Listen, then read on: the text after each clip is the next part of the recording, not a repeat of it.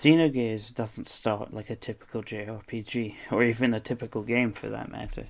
It opens on a slow text scroll that says, I am Alpha and Omega, the beginning and the end, the first and the last. This is followed by a scene of a spaceship full of people on high alert. An unknown but seemingly supernatural force quickly tears through the ship, and all its crew can do is watch. The force corrupts the ship, and its holographic screens project one sentence repeated endlessly: You shall be as gods. Following a failed evacuation attempt, the ship's captain takes one last look at his family and accepts his fate. The only remains of the ship being a woman with purple hair.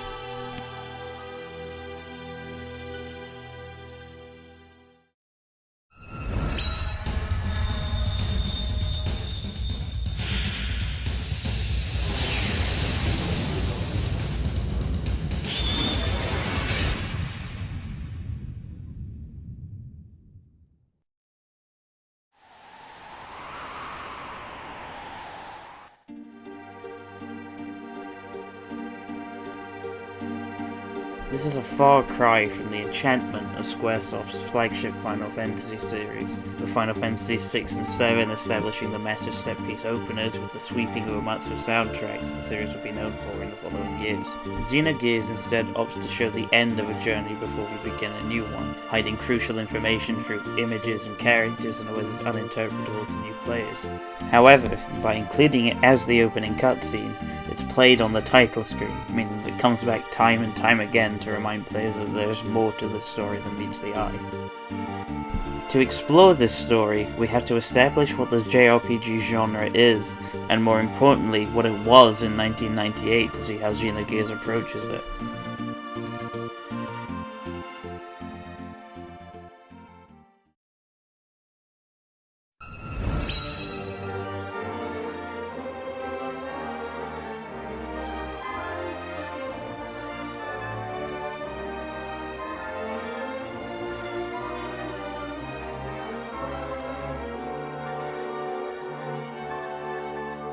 In its simplest terms, a JRPG is a Japanese role-playing game, an RPG made in Japan. This is a sort of stupid way to look at it, because it disregards why we separate the JRPG from the wider RPG genre in the first place.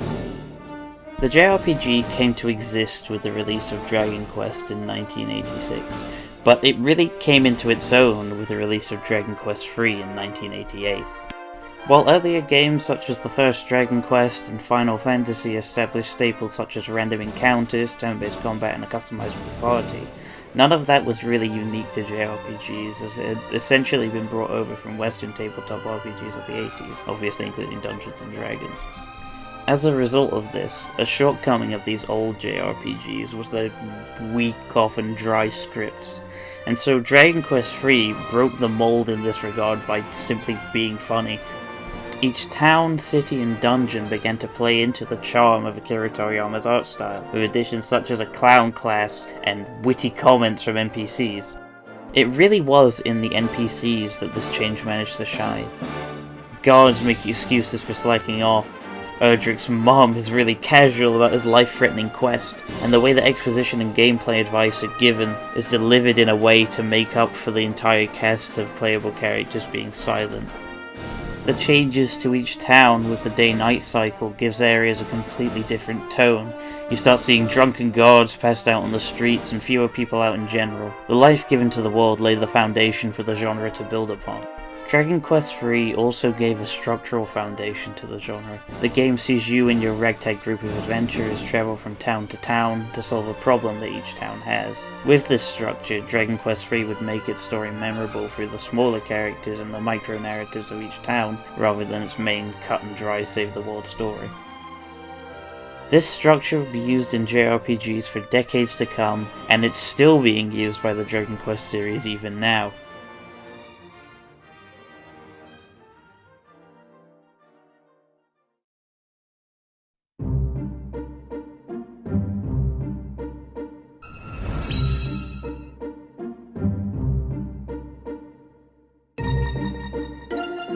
Over time, this structure has been iterated on by the Final Fantasy series, taking a more serious approach and putting characters at the forefront of its storytelling, starting with Final Fantasy IV, Dragon Quest V, and the Mega 10 series would add monster collecting, and Chrono Trigger would bring the strengths of Final Fantasy's character writing to its main story.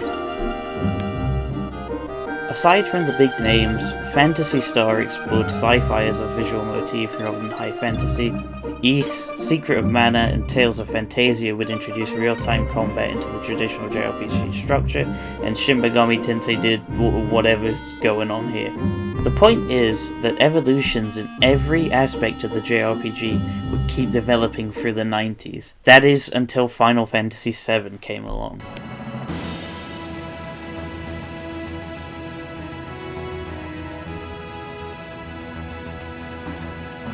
The game was a crescendo for everything the genre had become over its then 10 years of existence, and to some extent we're still seeing the result of everything that it did.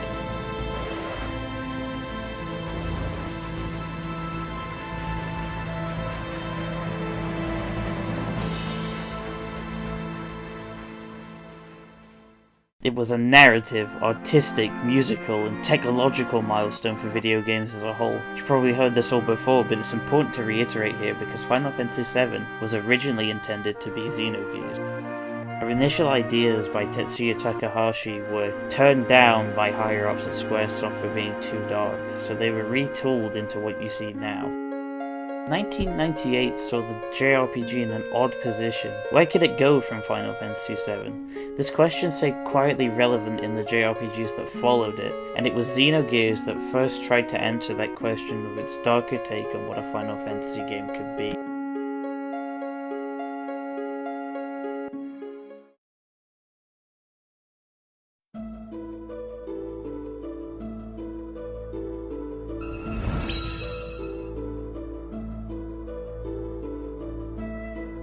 Aside from the opening cutscene, it doesn't start with that dark tone.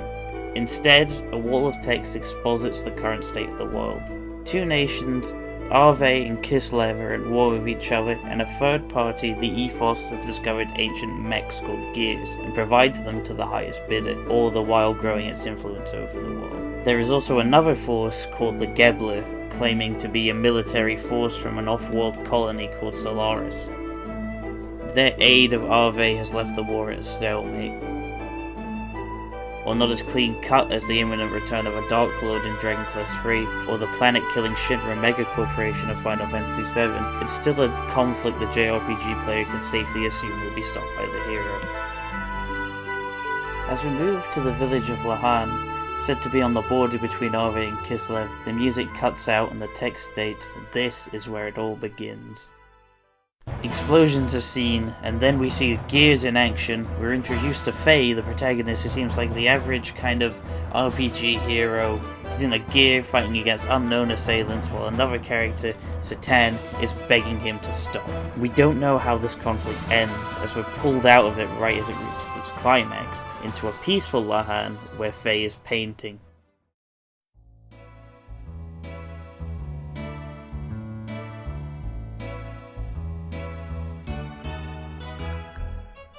What follows is a fairly standard romp through a JRPG village. Everybody loves Faye, the sky is blue, and the music by Yasunori Mitsuda deliberately echoes the Millennium Fair from Chrono Trigger.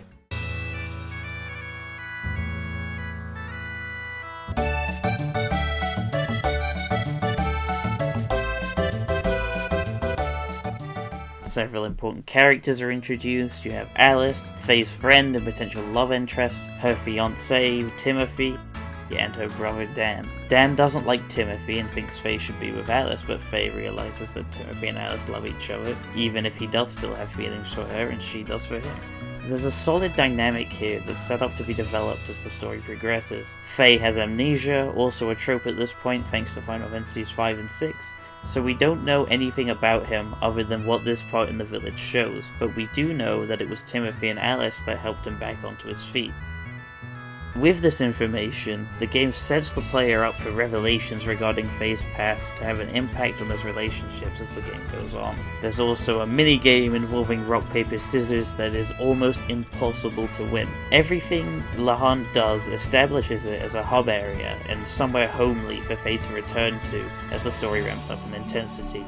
An introductory dungeon teaches players the basics of combat with standard enemies such as wolves and onion things that are pretty standard affair for JRPGs. However, once you meet Satan at his house, things start to seem off. There's a facade of normality when you speak to Satan's wife Yui, but the family doesn't look like it's from the village. A scene soon after between Faye and Satan revolves around a music box. Faye recognizes the music and Satan hints that there's someone else inside him. The way he talks about this music box makes it seem as if he's from a different game to everyone else. There's an abundantly clear sense that Satan and his family know far more about the world than either Faye himself or the player at this point. Once Faye leaves the scene, Satan hints at revelations to come once more, displaying an uncertainty as to whether or not he should stay in the village. And then the angel on the music box breaks, and with it the facade of Lahan. The same gears from the flash forward attack the village, and one is left unmanned. We know Faye's going to get into it, but something seems off. What looks like a younger Faye sits in the cockpit and compels Faye to pilot the gear. It's unsettling, and the religious motif of the cross being used to hypnotize Faye adds another unexpected dimension deceit to the story. Suddenly, the battle stops being the start of an adventure, and it becomes a scene of Faye being a hostage to powers he doesn't understand, all the while an ominous figure watches the battle unfold without a word. Satan's begging becomes all the more impactful now that we know he's withholding information from Faye. The battle reaches a fever pitch, and then Timothy is shot dead trying to save Dan. The cross comes back, but with more intensity. Faye's past flashes before his eyes in snippets. A young version of him is covered in blood. He stops and smiles.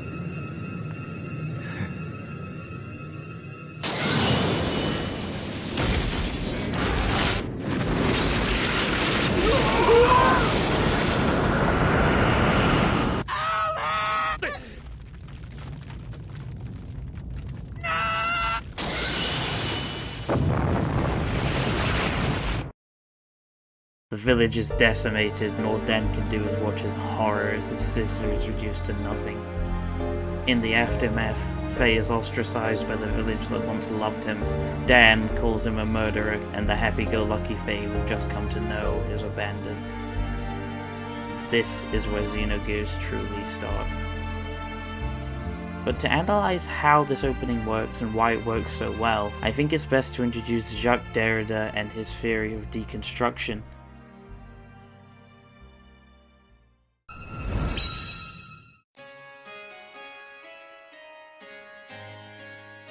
The Oxford English Dictionary describes deconstruction as a method of critical analysis of philosophical and literary language which emphasizes internal workings of language and conceptual systems, the rational quality of meaning, and the assumptions implicit in forms of expression. And to put that into less verbose terms, it's the study of conventions, what we do with them, and why we use them in the first place.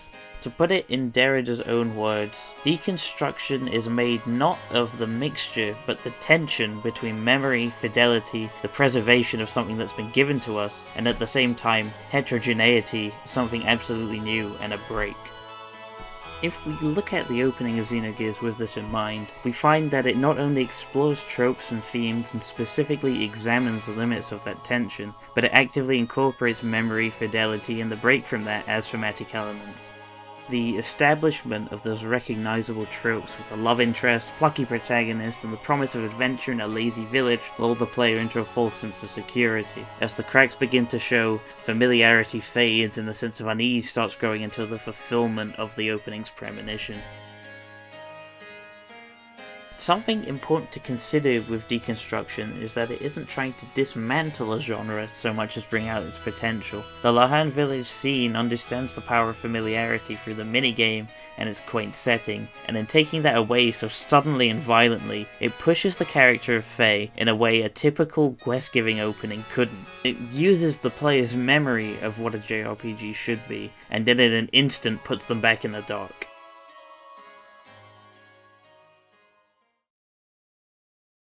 With the expectation of what should be in a JRPG subverted, Xenogears uses its next section to create more intrigue and broaden the scope of the world. Ranahos! Katinayu tat vadaintuna akva. Valna rantak. Rana kalti! Throw down your weapon. Make one wrong move and I'll shoot. In what would be a standard JRPG dungeon of a dark forest, the introduction of the second main character, Ellie, changes the dynamic of the game yet again. As a part of the Gebler forces, with orders to kill surface dwellers, she clearly sees herself above Faye and refers to him euphemistically as a lamb, so there's an instant tension between the two. This leaves the first new party member, which typically would be a friend of the protagonist, as an antagonistic force only sticking with Faye to survive. However, there is another side to this. Faye knows Ellie's name, but neither of them know how, and it seems like something beyond their control is keeping them together. As they set up camp for the night, Faye falls asleep and dreams of himself as a child being abandoned in a desert by obscured silhouettes. He waits and waits for someone to save him until his savior comes in the form of Ellie with the same cross as before.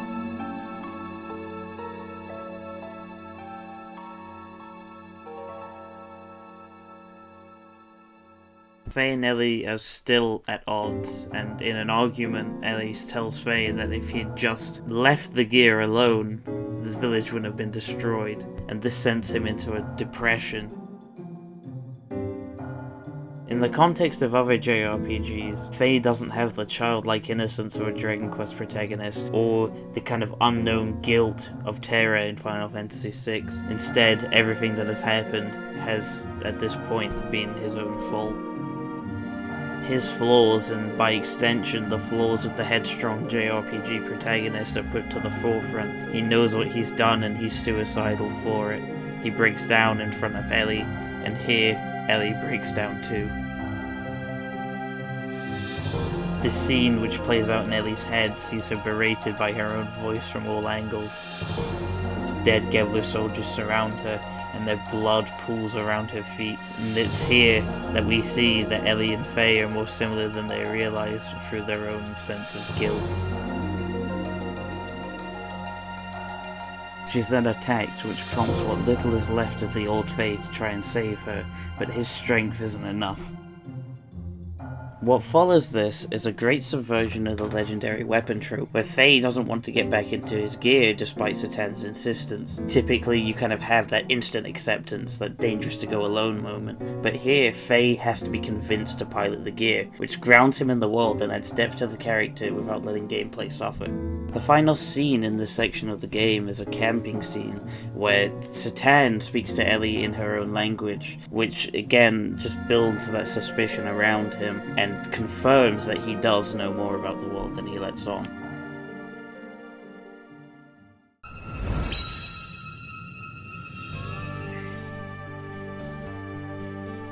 What follows this section is a more traditional structure, as Faye and Satan explore Arve. As they go from town to town, the pair runs into a group of sand pirates and their leader Bart, who turns out to be the deposed prince of Arve. After some disagreements and some convincing, Faye eventually agrees to help him take his throne back, and the game takes a lighter tone with this.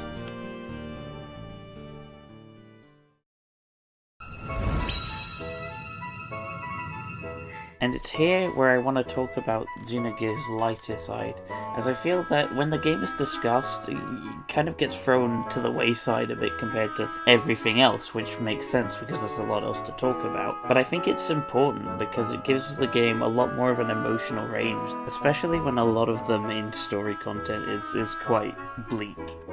There's funny dialogue with NPCs, and there's joke characters like the mysterious Big Joe, who can show up anywhere and everywhere in the game, give Faye a pointless task to complete and disappear. There's a lot of ridiculous stuff in there, but it works because it is a great counterbalance to that darker tone of the main story, and it also harkens back to Dragon Quest and why the genre kind of became what it is. And so there's a reverence in there on top of the deconstructive elements that I think blends it together quite well. Things are looking up. Faye enters a fighting tournament and battles through several quirky and odd opponents until at the semi-finals he finds none other than Dan. If you don't fight back during this battle, Dan gives up and hands Faye Alice's wedding dress as a reminder of the suffering he caused. This scene is fantastic. I can't stress enough how impactful it is at the point it comes. The tournament is full of these wacky characters, and then the tone shifts back to that of Lahan in an instant. It's brilliant at reminding the player that the game doesn't forget what has happened. I'm gonna have to cut my analysis of Disc 1 there, because if I kept going like that, we'd be here forever, but I can give a whistle-stop tour of everything you need to know before we get to Disc 2.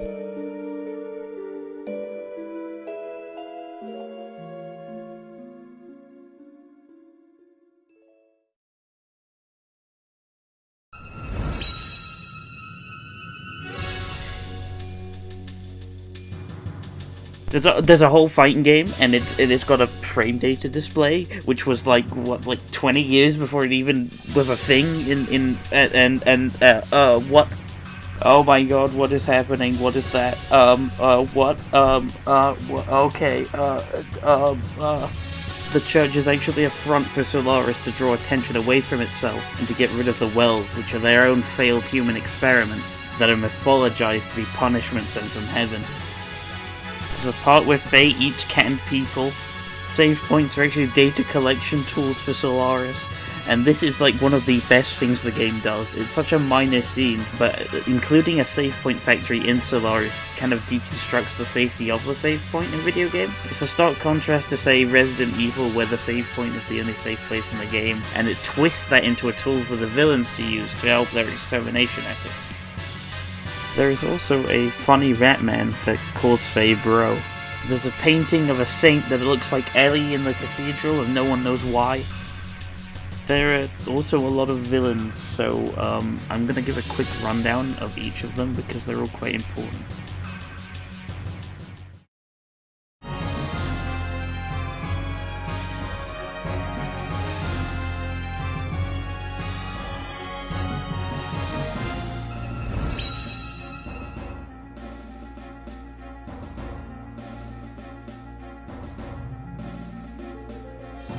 First we have Graf, and he's kind of like Kung Fu Darth Vader, and he wants Faye to kill God, and that's all you really know about him for most of the game. Another mysterious villain is Id, and he fights very similarly to Faye and pilots what looks to be a red version of Faye's gear. Krelian is the leader of Solaris, using his influence to propagandize the people on the surface as expendable and cover up his own darker plans. The Gazel Ministry is a group of faces on screens that observes the entire story as it happens, seemingly waiting for someone called the Contact to restore their corporeal forms. And then there's Emperor Cain, the power behind the power in Solaris, but he sees both his influence on the Gazel Ministry and Krelian slowly fading, and he also has some dealings with Satan. With that out of the way, the most important scene left in Disc 1 is toward the end of the game. Faye's been captured by Solaris and everything's going wrong.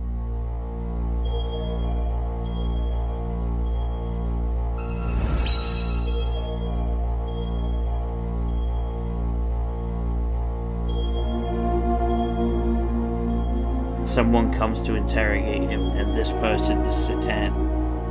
Acting as a double agent for Kane the whole time, he interrogates Faye not for Solaris, but for himself, by weighing up whether or not Faye is worth fighting for. However, he also had another goal of interrogating Id, who is in fact another personality of Faye, where Faye himself was a personality created to hide Id from the world. It's Id, not Faye, that Graf and the Gazel Ministry want to use for their own purposes.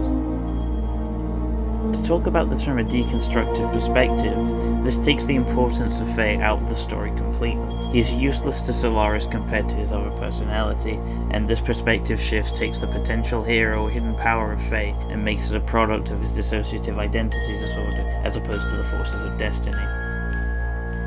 Mechanically, this manifests as a term of Derrida's called deference. This is a combination of the word difference and the verb to defer, where we describe things through synonyms. For example, happiness can be defined as a feeling of joy. It's fundamentally the same, yet it's presented differently. In the case of Id, we see him turned into a power-up, which isn't necessarily a gift from the gods or a legendary weapon, but it's Faye's acceptance of his other personality. This doesn't make it a mechanical change for the genre, but it's the recontextualization that plays with the pre-established meanings of power-ups in the genre that has opened up possibilities.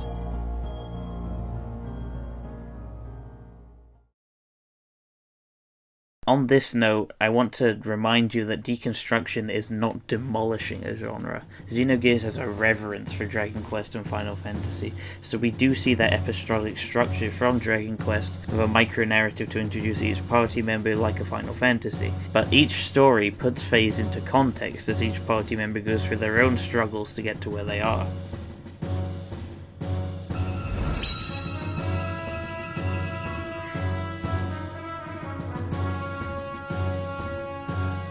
Bart loses everything and is forced to go into hiding. Rico is abandoned for being a different race. Billy's entire religion turns out to be a front for Solaris to gain power. Maria has to deal with her father's last memento to her coming at the cost of human lives. Ellie defects from her home as she sees the insanity in Solarian supremacy. Emerald is the last remnant of a forgotten civilization, and Satan struggles to act as a double agent for Solaris and Faye, while also caring for his family. There is also a pink rat called Choo Choo. The great thing about every party member is that they overcome their loss of purpose through each other, and that helps Faye through his own depression. In having the lighter side of the JRPG genre, Xenogears shows players that the beauty of the world is worth living for despite all the horrible things that happen. Despite everything, it's worth looking for a purpose in a world that doesn't care about you, and I think there's something beautiful about that. As a final note before Disc 2, I want to put into context the struggles of Xenogears production, and also describe its place in the mecha genre to get a fuller picture of why deconstruction was used in the way it was.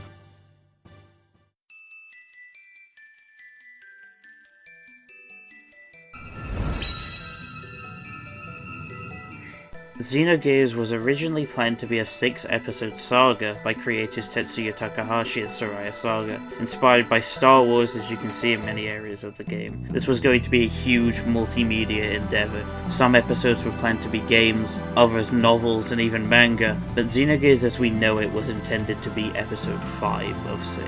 There are snippets and essential details of other episodes given throughout the game, but you never really get a full picture of the extent of the stories that were planned for this world. If you know anything about Xenogears production, you'd know that this wider universe never came to be, and that's thanks in no small part to the game's second disc. The team ran out of time and money to finish Xenogears to the standard of the first disc, so despite efforts to make the second disc into a sequel, the team had to rush the final product just to tell the full story.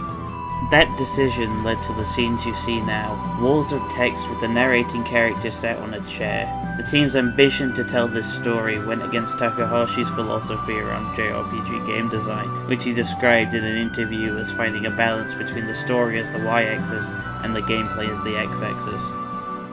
Xenogears managed to delicately balance its two halves for the first disc, ensuring long story segments be followed by long dungeons, and more often it would blend story and gameplay together. This leaves disc 2 in an odd place, more of a graveyard of potential ideas than a proper continuation of where the first disc left off.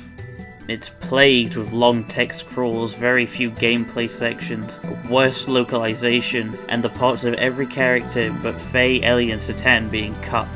The tone of the story gets much bleaker, leaning further into Christian symbolism, influences from Gnosticism, the works of Jung, Freud, and Nietzsche, alongside designer Soraya Saga's inspiration of Arthur C. Clarke's Childhood's End and Stanley Kubrick's 2001: A Space Odyssey.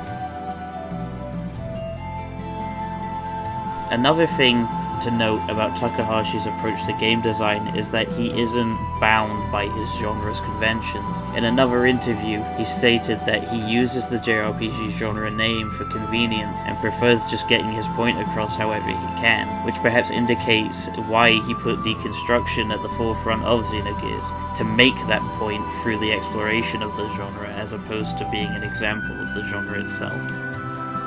And it's with this darker shift into deconstruction in the second half that Xenogears takes its place among others in the mecha or giant robot genre, namely Space Runaway Ideon and Neon Genesis Evangelion, both of which take significantly darker turns in their second halves, also due to time and budgetary constraints.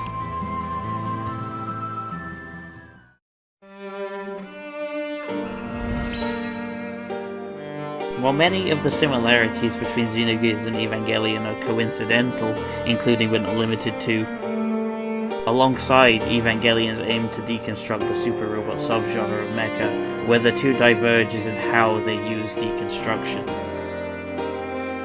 Evangelion uses deconstruction to criticize otaku culture and to subvert traditional super robot conventions of overpowering enemies with the power of friendship, or even the robots being a positive force despite their superhuman power. The characters drift further apart as their mental health degrades as the show goes on, and the Evas themselves are scientific abominations beyond human control, as opposed to the gentle guardians of Mazinger and Getter Robo. This is where Xenogears and Evangelion are different, as Xenogears aims to have a hopeful conclusion while Evangelion dives further into nihilism. But what they do have in common, however, is their inspiration from the works of Yoshiyuki Tomino.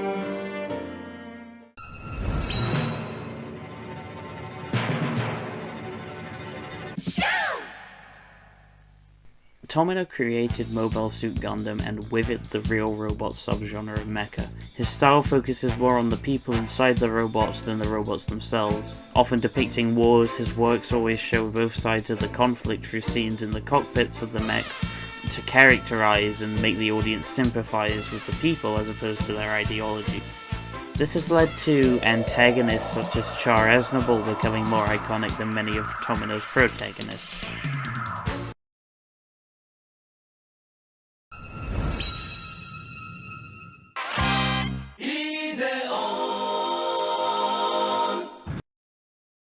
Tomino also created Space Runaway Ideon, another deconstruction of the super robot subgenre that focused on the power of the super robot by twisting it from a story about war into one where war and the rapid enhancement of arms becomes cosmic horror. The Ideon itself is first seen as a symbol of peace, with the will of Ide guiding the righteous to victory, but the mythology around it is turned against the main cast, as the Ideon becomes a force of destruction, leaving nothing in its path while the cast can only watch in horror.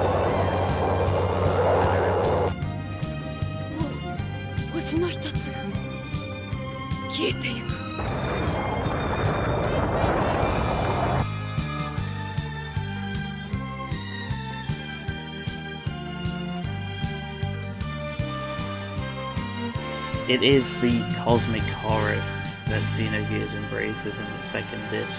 After Faye's dissociative identity disorder is revealed, things still don't add up. What was the dream with Ellie? Who were Lacan and Sophia, and why did they look like Faye and Ellie? What did Ellie see in the ruins? The answer is tied to Deus, the very same force that crashed the spaceship in the opening cutscene, Miang, who turns out to be that woman at the end of the cutscene, and their source of power, the Zohar. Faye is the current incarnation of the Contact and Ellie the Antitype, two beings that are joined together to prolong the existence of Deus. This revelation recontextualizes the entire game, as Faye and Ellie are drawn together by the force of Deus as opposed to their own free will. This explains Faye's dream as a vision of a past life, and Ellie's encounter in the ruins as one of hers. there are two characters that know of this cycle, namely Graf and Krellian. Graf wants to use the full power of the contact through Faye to destroy Deus and end the world, while Krellian wants to use Faye to kill Deus and ascend the human race to a higher plane of joint subconsciousness. Faye just wants to be done with it all, but Deus can't let him have that, so it takes Ellie from him through Miang, who possesses her, and this is completely insane, I realise that. But the point is that Ellie is taken away, and you feel that because you're invested in Faye and Ellie's relationship.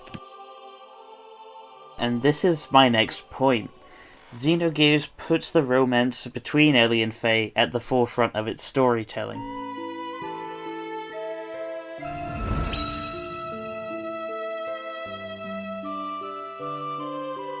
This is another example of Xenogears expanding an idea through deconstruction, where romances in prior Final Fantasy games were cute, like Cecil and Rose in 4, Bartz and Lena in 5, and Locke and Celes in 6, but they were idealized in a sense.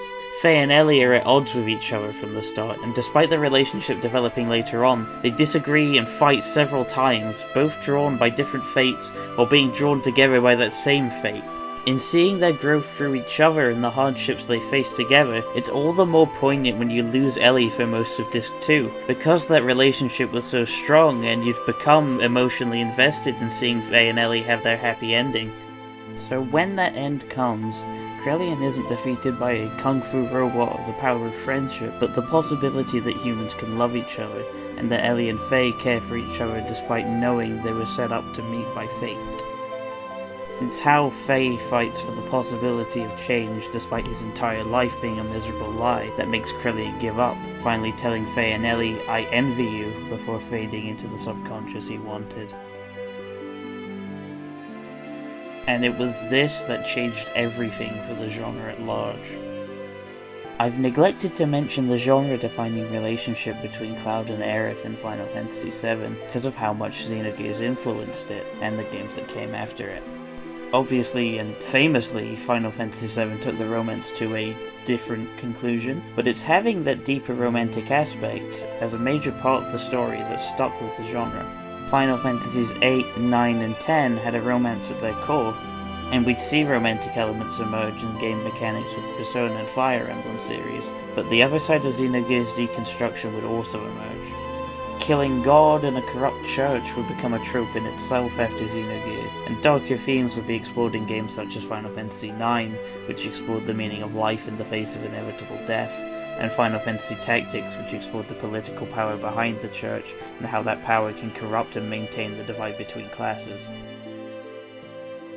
However, since the mid-2000s, many argue that the JRPG has been running out of steam. This was especially prevalent in the early 2010s, where many would lament the stagnation of the genre, as JRPGs were having a higher reliance on anime tropes and trying to appeal to nostalgia, ultimately losing the edge they had in the 90s.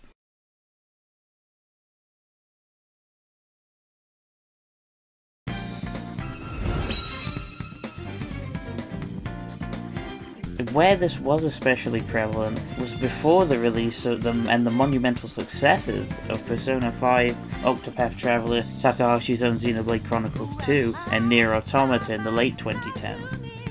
Some of these successes would confirm the suspicions of those in the early 2010s, with Octopath Traveler relying on nostalgia for its pixel art, Xenoblade 2 receiving controversy over its female character designs, and to an extent Final Fantasy VII's remake imbues nostalgia with those anime tropes. Persona 5 was a breath of fresh air for the genre at the time it came out. Despite being anime stylized and sometimes falling into the trappings of that, the modern setting and the sleek visual design, alongside its fun characters and lack of hesitance in discussing issues such as abuse, suicide, and self-loathing through gaslighting, made it strike a chord with a lot of people. Tetsuya Takahashi's other works, namely the Xenoblade Chronicles series, explore similar ideas of purpose, humanity, and the implications of fate. But in terms of taking the genre further, I find myself gravitating toward the Nier series.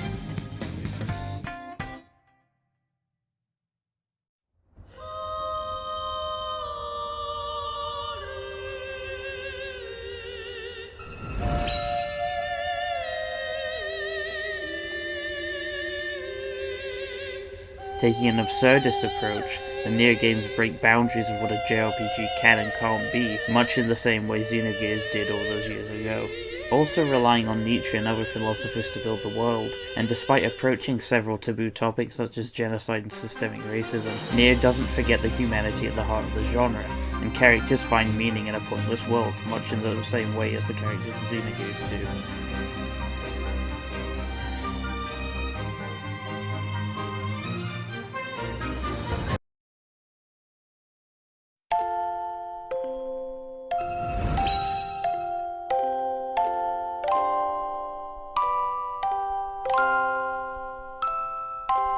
So, to conclude, Xenogears may not have been a sales success or spawned the multimedia empire that it intended, but it paved a new way for the JRPG through its subversion and adoration of what makes the genre so great in the first place. It brought the tenderness and joy of Dragon Quest and Final Fantasy, and pushed that to its limits with its harsh, often violent world, but it never forgot the humanity of its characters, and their ability to love gave that world even a sliver of hope.